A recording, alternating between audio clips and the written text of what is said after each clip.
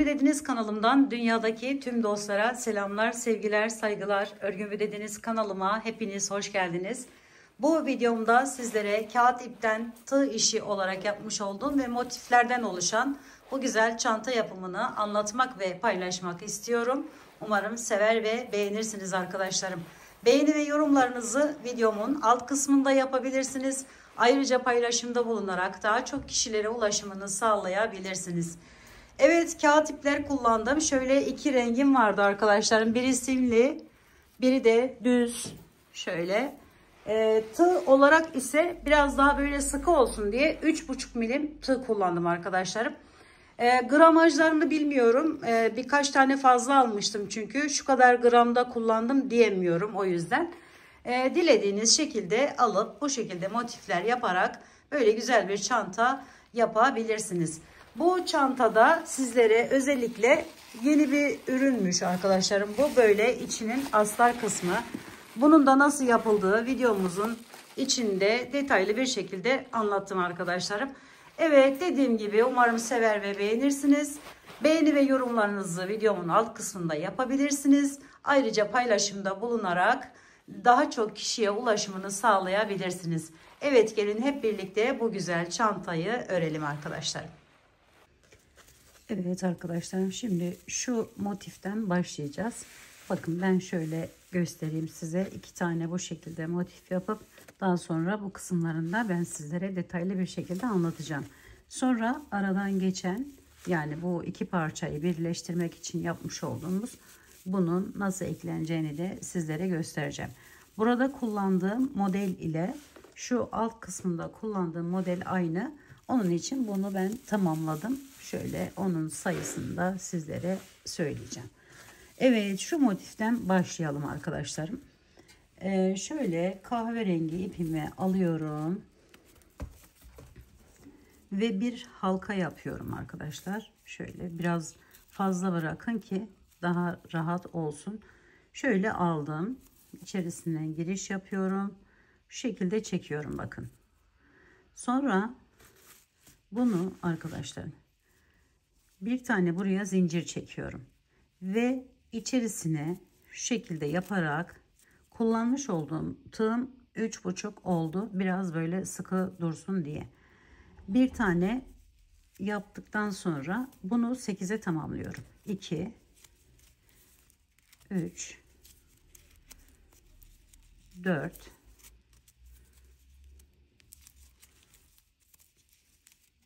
5 6 7 ve 8 tane sık iğne yapıyoruz ilk etapta. Sonra sıkılaştırabildiğimiz kadar şöyle çekiyoruz ve bakın şu üstünden giriş yapıyoruz. Şöyle. Sonra bu fazla ipimi de alıyorum ve buradan şöyle kaydırarak birleştiriyorum. Daha sonra birazcık şöyle yapıp üzerine bir tane alıp şu ilk yere içerisine şöyle çakma sık iğne yapıyorum. 1 2 zincir çekiyorum. Tekrar üzerine bir tane alıyorum ve hemen bu işlemden 8 tane tekrarlıyorum. Şöyle 1 2, çok sıkı çekmeyin arkadaşlar bunu. Hemen üçüncüyü yapıyorum.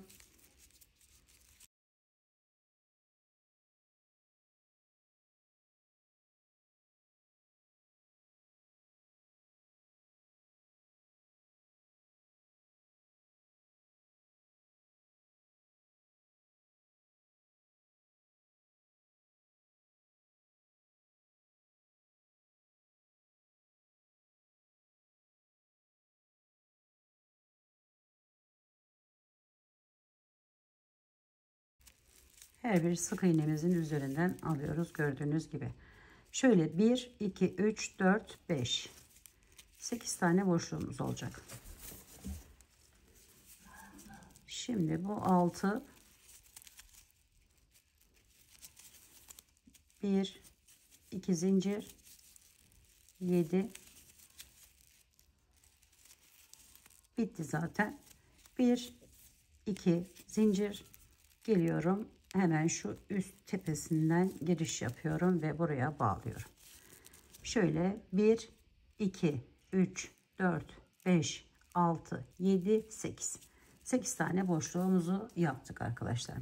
Şimdi diğer renk ipimi alıyorum. Şöyle şunu iyice sıkılaştıralım. Şundan da biraz bırakalım arkadaşlar şöyle. Bu ipimiz burada kalıyor. Bu ipimizle çalışmaya devam edeceğiz.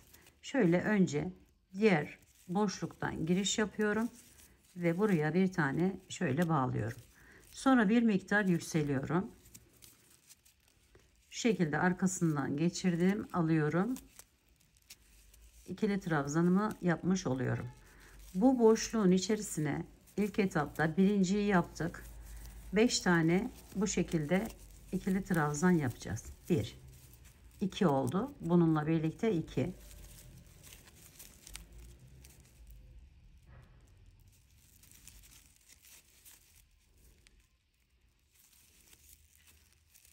3,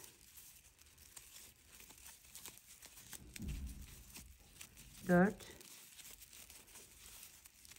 5.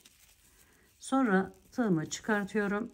Tığ ipimi şöyle ilkinden giriş yapıyorum ve bunu buraya alıp içerisinden geçiriyorum. Şöyle yapraklarımı, fıstıklarımı oluşturmuş oluyorum. Sonra 1, 2, 3 tane zincir çekiyorum. Biraz gevşek bir şekilde. Yine aynı yerin içerisine şuraya 5 tane ikili trabzan yapıyorum. 1, 2, 3, 4 ve 5. Çıkarttım gördüğünüz gibi. Hemen bakın ilkinin şu üstünden giriş yapıyorum. Bunu da alıyorum ve çekiyorum. Sonra şu şekilde çekip sıkılaştırıyorum. Ve yine 3 tane zincir çekiyorum. 2 ve 3. Şöyle üzerine aldım. Yan boşluğa geçiyorum.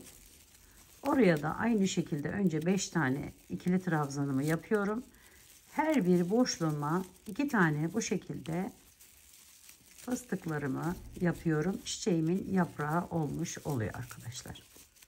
Şöyle 2, 4, 5 çıkarttım. Bunu da alıyorum. Buradan da alıyorum ve birleştiriyorum. Şöyle iyice sıkıştıralım. Şimdi bir 5 tane daha 3 tane zincir çekelim önce. 1, 2, 3. Sonra üzerine alıp yine aynı işlemi buraya devam ettiriyoruz. 1, 2, 3,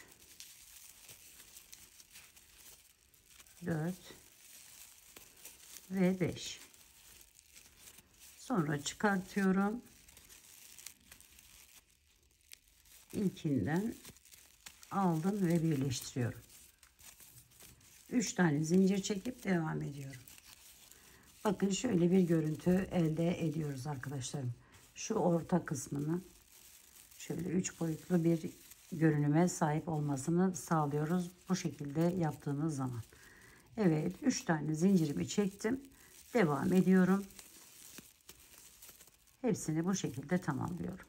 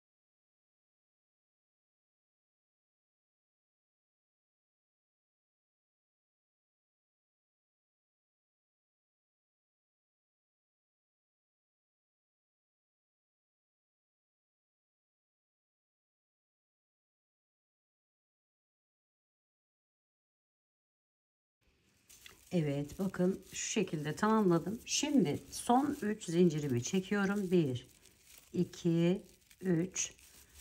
Şuraya geliyorum arkadaşlarım. Şu boşluğa. Alttaki bu ipimi de yukarıya doğru çekiyorum. Şöyle ve bağlıyorum. Şimdi bu ipimizle devam edeceğiz. Onu aldım hemen. Şöyle çekiyorum. Bu ipimi biraz aradan götüreceğim arkadaşlar. Şöyle ilk yerimi yapıyorum. Bakın bir tane şöyle sık iğne yaptım. Sonra biraz yükseliyorum. Üzerine şöyle bir tanesini ikili trabzanımın yapmış oldum.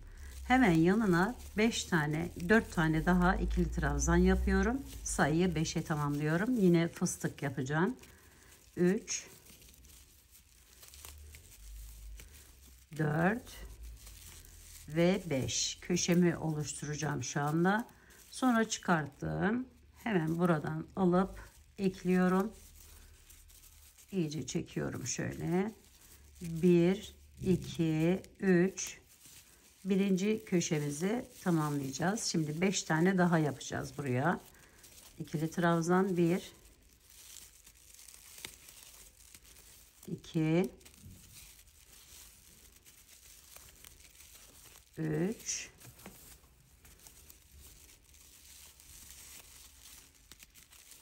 4 ve 5. Evet, tamamladık. Çıkarttım ipimi. Hemen buradan alıyorum. Bu ipimi de ilmeğimi de aldım. Çekiyorum şöyle. Bir tane zincir çekiyorum buraya. Sırf bağlamak için. Üzerine bir alıyorum. Bakın hemen şu yanındaki boşluktan giriş yapıyorum. Buraya 3 tane ikili trabzan yapıyorum. 2 ve 3. Sonra üzerine alıyorum. Hiç zincir çekmeden bir yana geçiyorum. Bu arada bu ipimizi de aradan götürüp keseceğiz. Şöyle 1, 2 ve 3. Evet, artık kesebiliriz. Bu kadar yeterli. Şöyle. Bununla işimizi tamamladık. Diğeriyle devam edip motifimizi bitireceğiz. Şimdi 1, 2, 3 tane yaptık. Üzerine 1 aldık. Buraya da aynı şekilde 3 tane ikili trabzan yapıyoruz. 1, 2 ve 3. Sonra arkadaşlarım bir tane zincir çekiyorum. 3 boşluk bir köşe yapacağız. Şöyle bir tane zincirimi çektim. 3 tane bakın ikili trabzanlarımı 3'er tane 3 yere yaptım. Sonra 5 tane yine ikinci köşemizi oluşturmak için ikili trabzan yapıyorum buraya. 2, 3, 4, 5. Sonra çıkarttım. Bunu birleştiriyorum. Köşeleri sadece bu şekilde devam ediyoruz. Şöyle aldım. İyice sıkılaştırıyorum. 1, 2, 3 tane zincir çektim. Tekrar 5 tane ikili trabzan yapıyorum.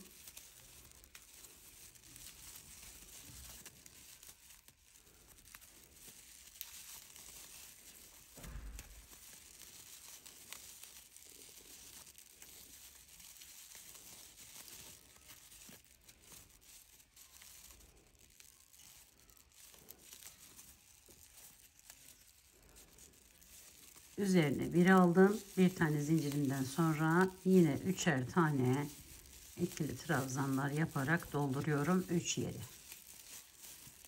3 yana geçtim.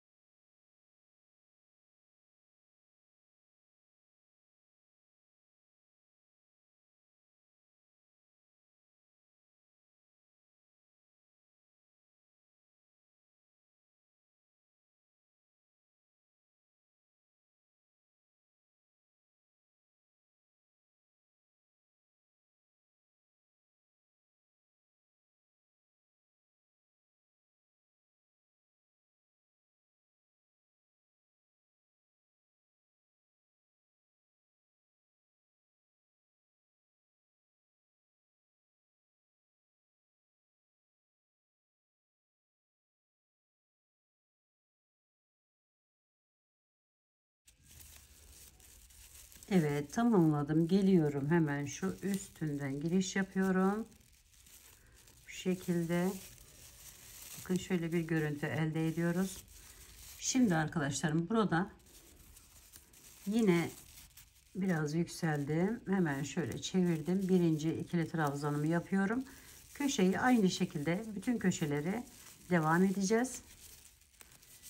3, 4 ve 5.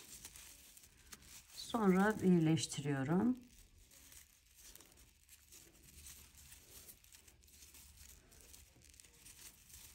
Yine 3 zincir çekip ikinci yerimi de yapıyorum.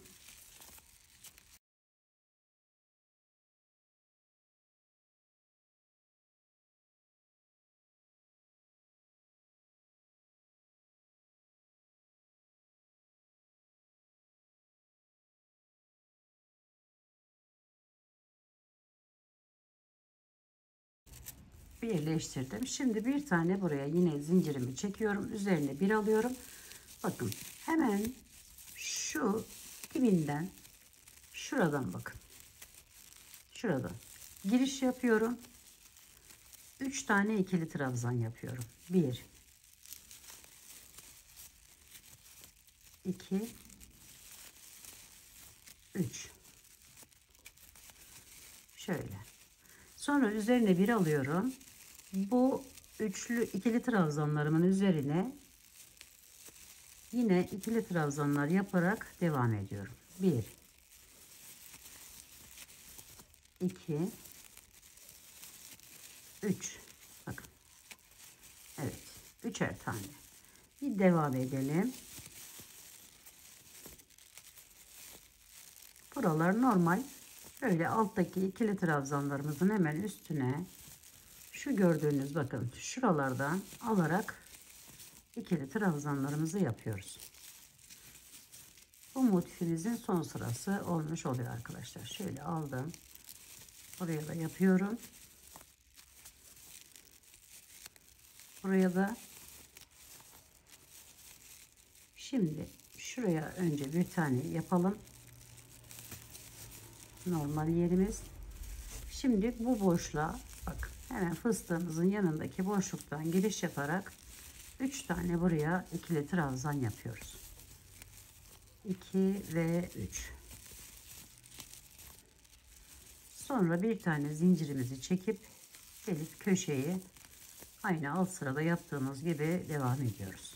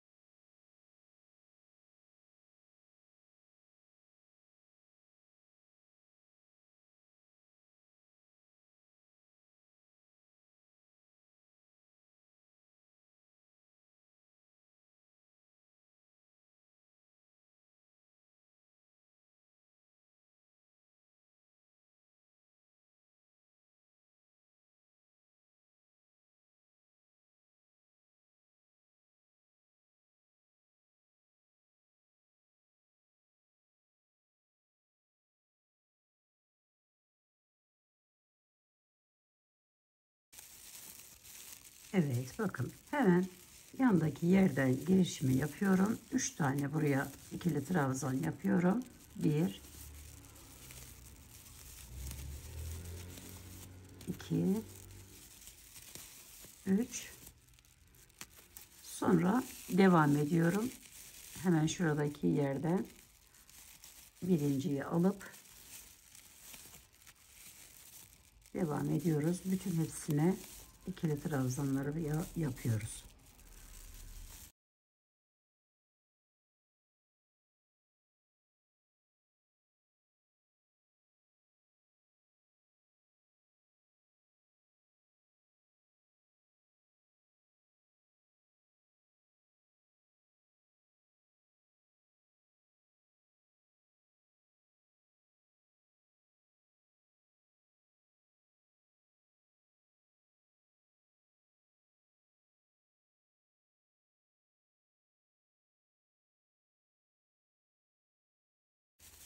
Son yere geldik. Yine bir tanesini önce buraya yapıyoruz.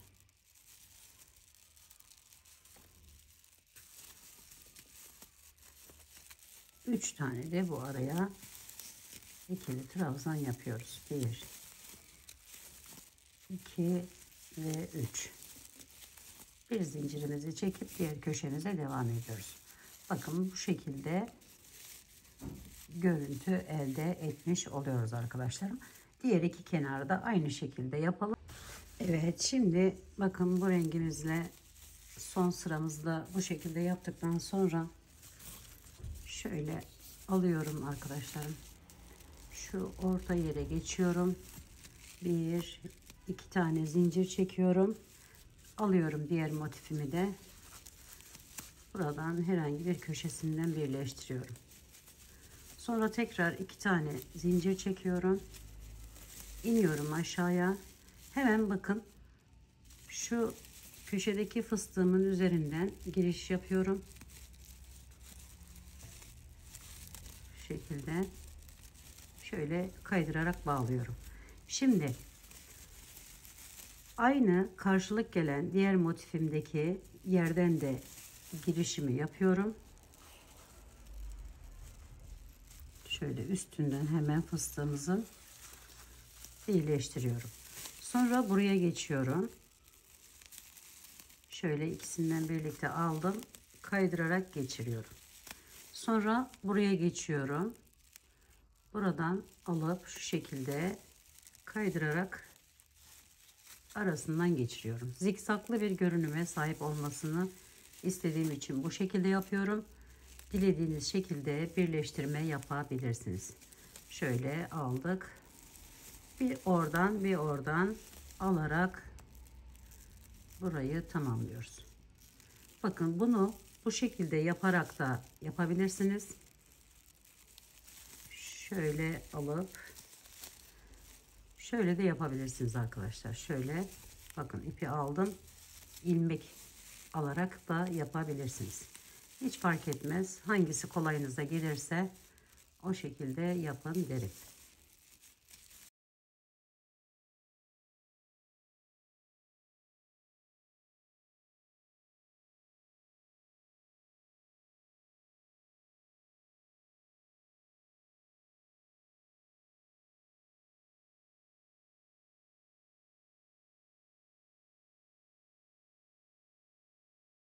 Diğeri de aynı şekilde. Evet, şimdi bu şekilde motifimizi ekleyelim.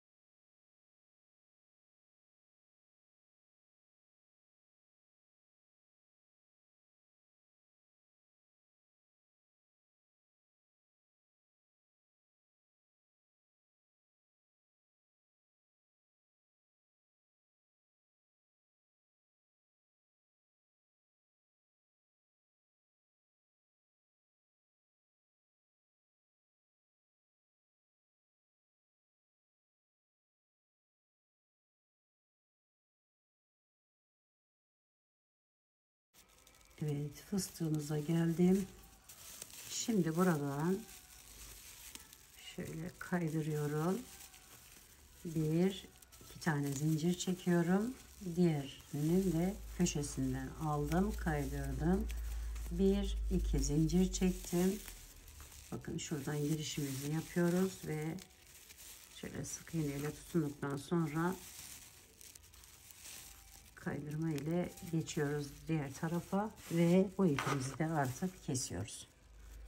Şöyle biraz fazla bırakın arkadaşlarım ki çıkmasın. Onu arkadan Hemen şöyle çevirip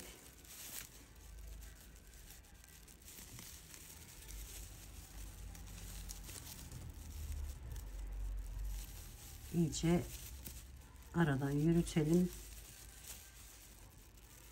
Herhangi bir sıkıntıyla karşılaşmayalım.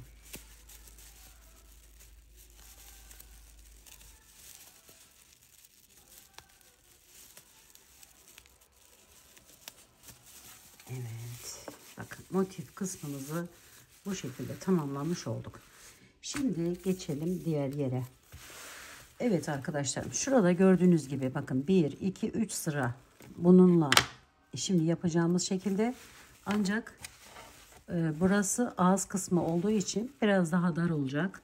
Ve buraya aynı ölçülerde yapacak olan arkadaşlarım için söylüyorum. Dilediğiniz büyüklükte yapabilirsiniz. Bu motif sayısını 3'e de çıkartabilirsiniz arkadaşlarım. 1, 2, 3, 4, 5, 6, 7, 8, 9, 10, 11, 12, 13, 14, 15, 16, 17, 18, 19, 20, 21.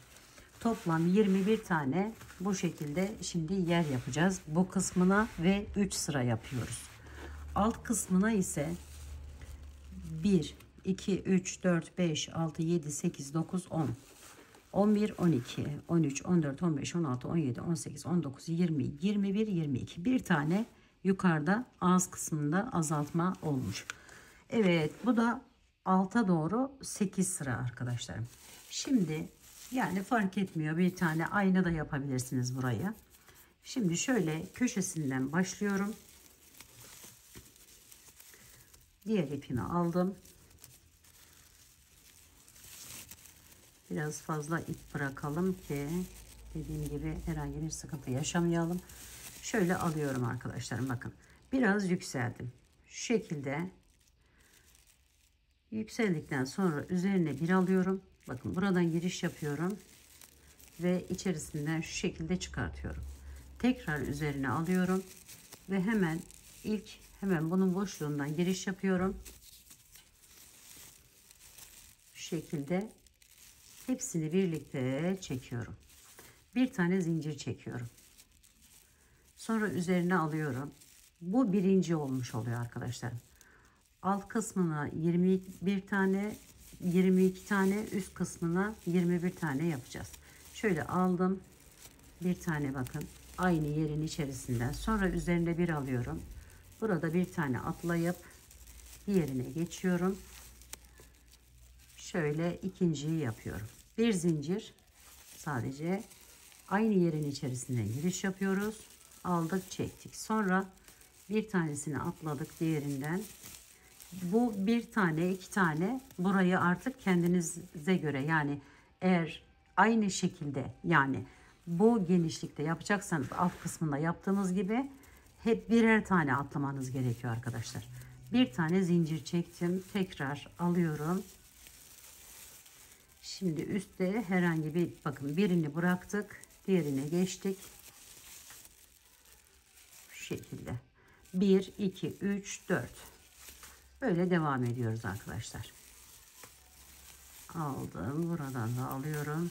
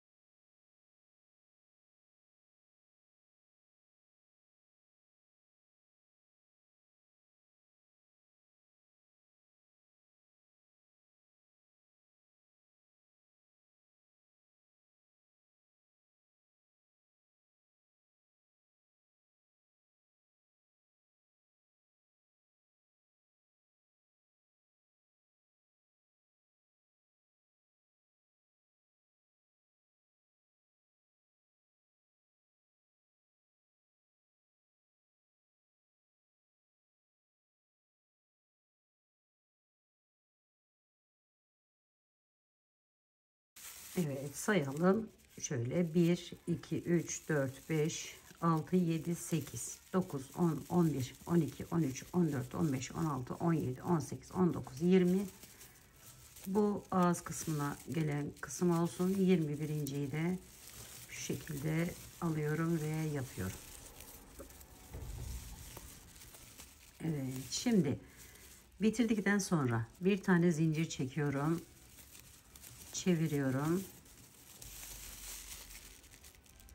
Ve yine birazcık yükseliyorum. Üzerine bir alıyorum. Bakın şu arada bıraktığımız boşluktan giriş yapıyorum. Şu şekilde. Ve yine çekip birazcık yükseltip diğerinin boyuna geldi mi birleştiriyorum. Sonra bir zincir çekiyorum. Bu kenarda dönüş şeklimiz. Sonra aynı yerden ilmeğimi çıkarttım. Üzerine bir aldım. Yan tarafa geçiyorum arkadaşlar. Bakın şu boşluğa giriş yapıyorum. Bir zincir çektiğim yer orası. Sonra yine birleştiriyorum bu ilmekleri. Bir zincir çekiyorum. Buradan giriş yaptım. En son yaptığım etol şalın alt kısmını kullandığım modeli burada da kullanmış oluyorum arkadaşlar. Şöyle bakın, aldım. Bu ikinci sıramız oluyor. Zaten ağız kısmı şu kısmı 3 sıradan oluşuyor arkadaşlar. Altta 8 sıra. Tabi bunu daha büyük de yapabilirsiniz. Tamamen sizin tercihinize kalmış bir şey. Evet, şu şekilde aldım.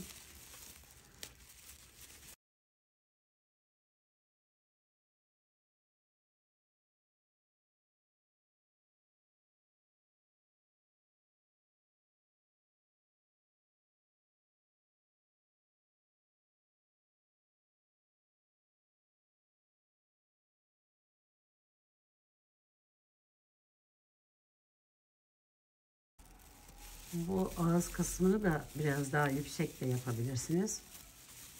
Onu da size bırakıyorum.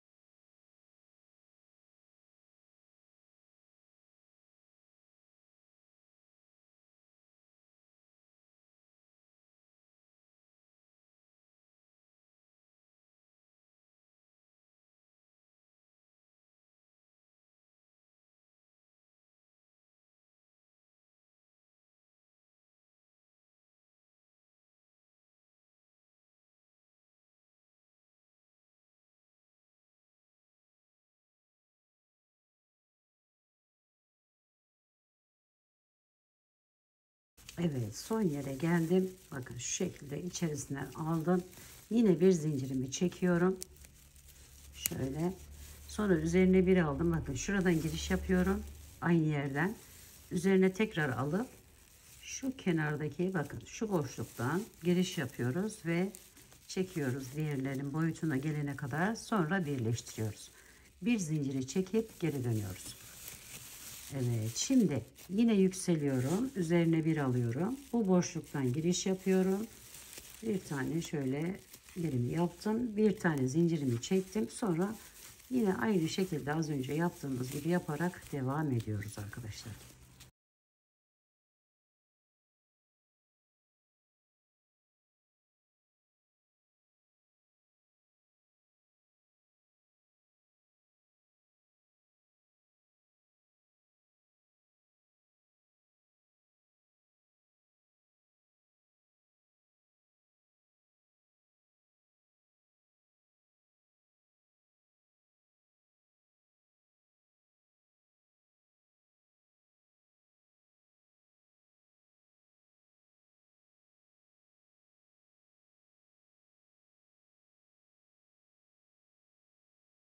Bu şekilde yapıp 3 sıra şu yeri tamamlamış oluyoruz. Altına da dediğim gibi bir tane daha fazla Hatta 2 tane bile yapabilirsiniz arkadaşlarım. Biraz topluyor şöyle. Burada 8 sıra yaptım ben. Dediğim gibi bunu daha fazla da yapabilirsiniz. Evet, bu parçamızı da tamamlayalım. Daha sonra bu şey kısmı, bu aradaki körük kısmını arkadaşlarım şöyle aynı şekilde, yani şurada yaptığımız bu işlemin aynısı. Şöyle bunu da şuradan hemen başlayalım. Şöyle zincirler çekiyoruz. Toplamda bir zincir, üstte bir zincir, bir ikili trabzan, bir zincir, bir ikili trabzan şeklinde devam ediyoruz. 1, 2, 3, 4, 5, 6, 7 tane olmuş oluyor. 7 tane için 14 tane zincir çekerseniz birine ikili trabzan yapıp diğerine atlıyoruz bakın. Ve üzerine aynı bu modeli uygulayarak devam ediyoruz. Bunu da ölçüsünü de arkadaşlarım şöyle yaptığınız çantanın boyutuna göre tutup şöyle ölçüyorsunuz. Şu şekilde. Şu şekilde. Daha sonra bunun eklemesini de ben sizlere göstereceğim arkadaşlar. Evet, şimdi bunları hemen tamamlayalım. Evet arkadaşlarım, bakın diğer parçayı da ben tamamladım. Buna buhar ütüsü yapmıştım. Şimdi buna da aynı şekilde buhar ütüsü yapmayı istiyorum. Bir de şunu söylemek istiyorum. Şöyle ben bir malzeme aldım arkadaşlarım. Bu yapışkanlı bir malzeme. İlk defa kullanacağım. Nasıl olduğunu bilmiyorum. Bu iç astar yerine, böyle dikmek için uğraşmak yerine bu şekilde bir şey üretildiği söylendi. Şimdi bunun denemesini yapacağız. Ben şimdi şu bitirmiş olduğum yeni olan parçaya biraz buhar ütüsü yapacağım. Bunun da bir tanesini keseceğim önce bunun ölçüsüne göre ve yapıştıracağız. Bakalım nasıl duracak. Aynı zamanda burayı da bakın şu şekilde tamamlamıştım zaten.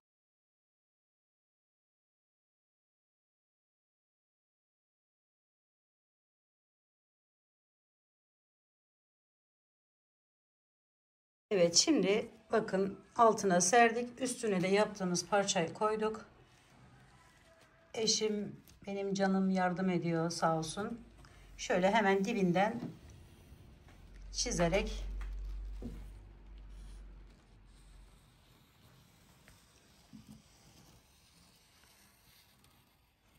evet, 2 eşit parça olacak arkadaşlarım bu. Bakalım görelim nasıl olacak. Bakın şöyle çizgilerden şimdi kesip yapıştıracağız. Evet, parçamıza göre kestik. Şu anda ayırma işlemini yapıyoruz.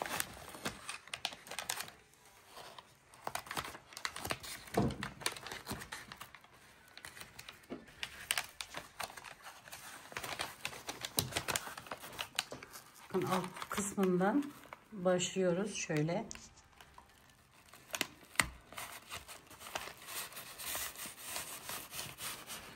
Bakalım, deneyeceğiz. Nasıl gözükecek arkadaşlar.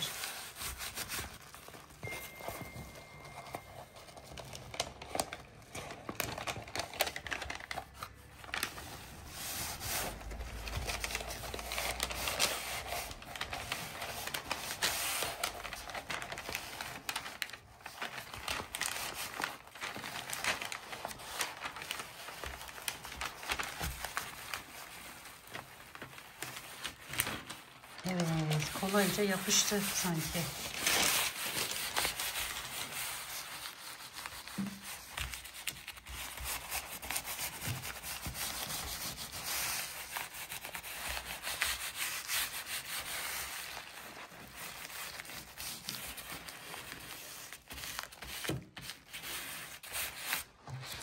Evet arkadaşlar, bakın. Gayet de güzel oldu bence. Diğerini de aynı şekilde yapıp şu körük kısmını da, şu kenardan biraz parça kalmıştı. Bakın şöyle. Bunu da aynı şekilde böyle yapıştıralım. Daha sonra bu körük kısmını nasıl ekleyeceğimize geçeceğiz. Bakın gayet güzel gözüküyor arkadaşlar. Benim hoşuma gitti. Umarım kullanışlı da olur diye düşünüyorum. Bakın. Evet, şimdi Diğerlerini de yapıştırıp hemen körük kısmını geçirelim, artık çantamızı oluşturmuş olalım. Evet arkadaşlarım, şimdi bu körük kısmını iğne yardımıyla dikerek buraya, şu ağız kısmı, bakın çantamızın, bu da körük kısmımız. Buradan bir tutturdum önce. 2 kat şeklinde kullanmayı düşünüyorum ipimi. Şöyle alıyorum. Şöyle ilk başta tutunduktan sonra bir oradan bir oradan alarak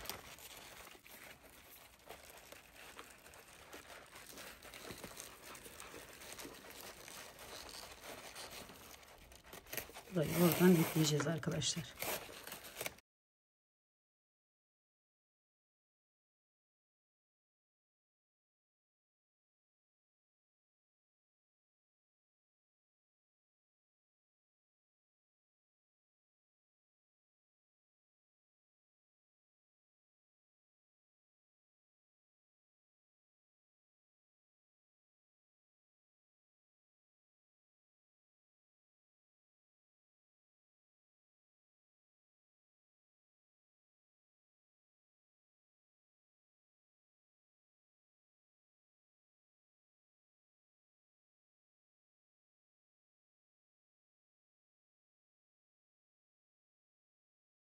Şöyle biraz daha sıkı sıkı yaparsanız daha güzel olur arkadaşlarım.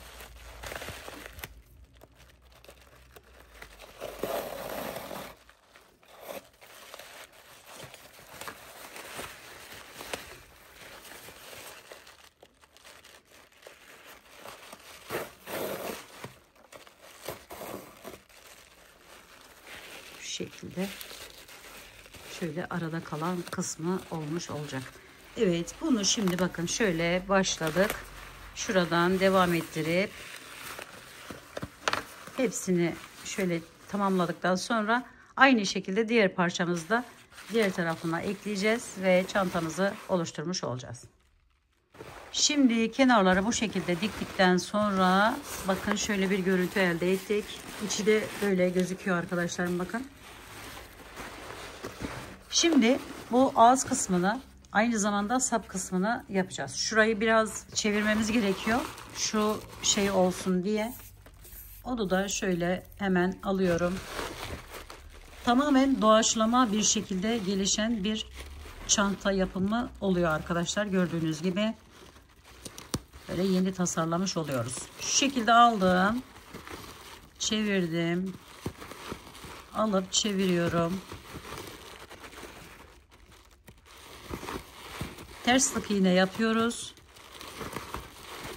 Hem bu yapışkan olan yer içeride kalsın, gözükmesin diye yaptığımız bir işlem olacak.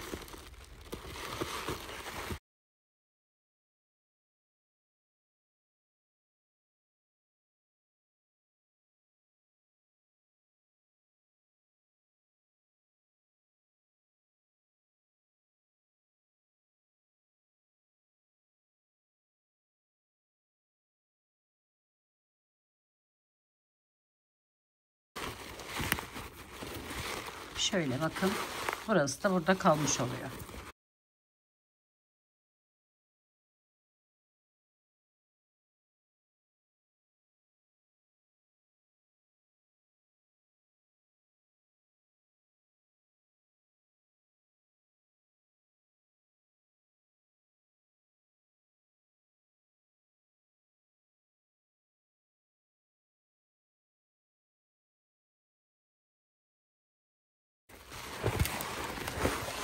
Evet, bakın şöyle aradaki farkı da görmüş oldum.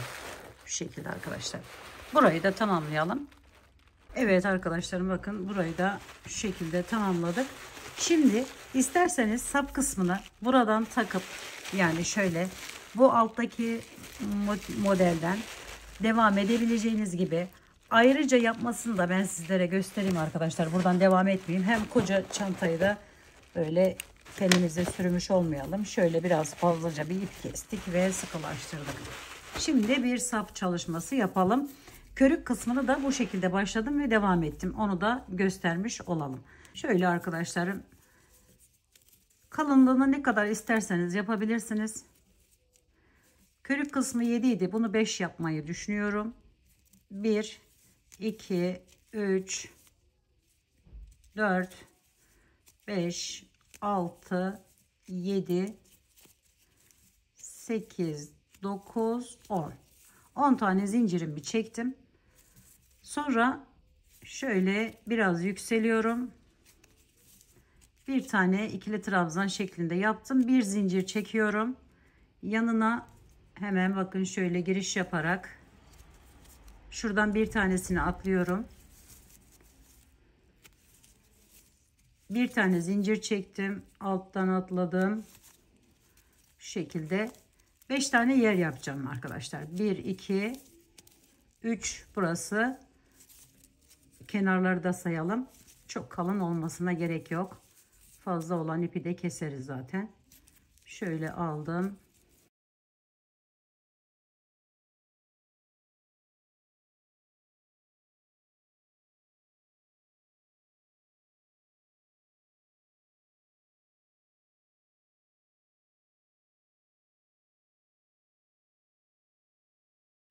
Bir, iki, üç, dört, beş. Bu kadar yeterli. Bunu da sonra keseriz. Şimdi yükseliyorum yine. Evet, yükseldikten sonra üzerine bir alıyorum. Bakın hemen şuradan giriş yapıyorum ve buraya bir tane şöyle bağlıyorum. Araya bir zincir çekiyorum. Üzerine bir aldım. Bir bu boşluktan, sonra üzerine tekrar alıp bu boşluktan giriş yapıyorum ve hepsini birlikte çekiyorum. Bir tane zincir, tekrar aynı işlemi burada devam ettiriyorum. Körük kısmının başlaması da bu şekilde olacak arkadaşlar. Şöyle yaptım. Buradan aldım. Buradan da alıyorum. Burada 5 tane yer dememin 5 tane bu şekilde ikili trabzanlarımız olacak arkadaşlar. Şöyle bir tane zincir çektim. Sonuncu yere geldim. Üzerine bir daha alıyorum. Son yerden giriş yapıyorum ve çekiyorum şöyle. Birleştiriyorum. Burada bir tane zincir çekip geri çevirdim. Hemen yükseliyorum. Üzerine bir aldım. Yanındaki boşluktan giriş yapıyorum ve buradan bir tane şöyle birleştirdim. Bir zincir, tekrar devam ediyorum. Bir zincir, devam ediyoruz.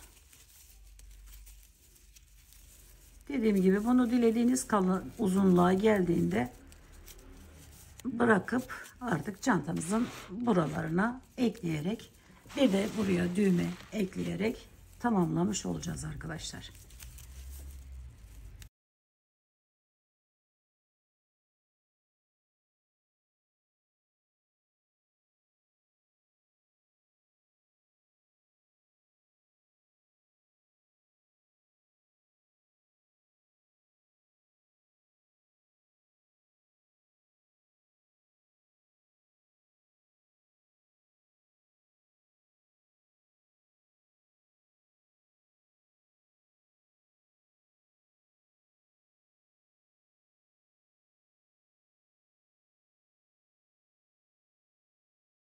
Arkadaşlarım şimdi bakın şöyle sap kısmını da yaptık ve ekledikten sonra çantamız bu görünüme gelmiş oluyor. Umarım sevmiş ve beğenmişsinizdir. Yapacak olan arkadaşlarıma şimdiden kolaylıklar diliyorum. Örgümü dediğiniz kanalıma abone olmayı, beğenmeyi, yorum yapmayı, paylaşımda bulunmayı unutmazsanız çok mutlu olurum. Bir dahaki en farklı, en değişik örgü model, teknik ve tasarımlarında görüşmek üzere. Hoşça kalın, sağlıkla kalın. Allah'a emanet olun arkadaşlar.